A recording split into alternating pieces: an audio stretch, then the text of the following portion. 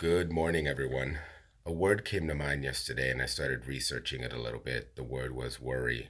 And there's a corresponding verse that, I was able to find in the midst of looking for that word. It comes out of First Peter chapter 5, verse 7, and it reads like this: Casting all your anxiety on him because he cares for you.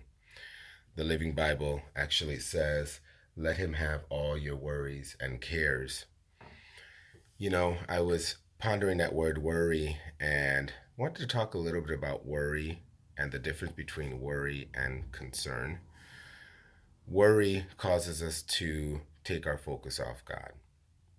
Worry freezes us from moving forward. A lot of us are going through real situations. Someone may have passed away that we know of this virus, or we may know people that are infected, or financial pressures, or job loss, even struggling with our kids, and even having alone time. We may be just overwhelmed with being around with our family all the time. There are different worries that may overtake us, and so we may find ourselves pondering that so much to the point that it freezes us. And so we are now focusing on the problem and not focusing on God. And so that's what worry does. It takes our attention away from God. Opposed to genuine concern, it launches us into action. I think about if my daughter's running into the street and there's a car coming, I'm going to have genuine concern and run after her and stop her from going into the street in the midst of a chaotic, a car coming. And so genuine concern allows us to move forward and plan and be aware of what's going on and make wise decisions and still continue to allow us to focus our attention on God.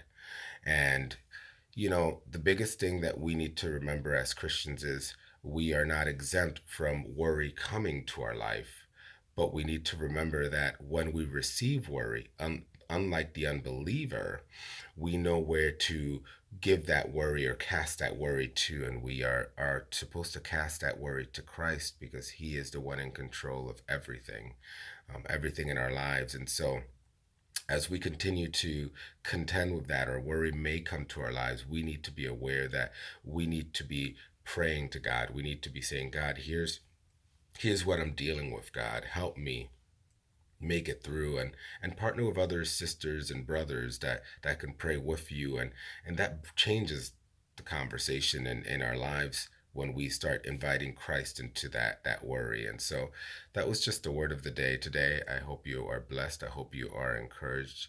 And again, let's continue to cast all of our worries to Christ.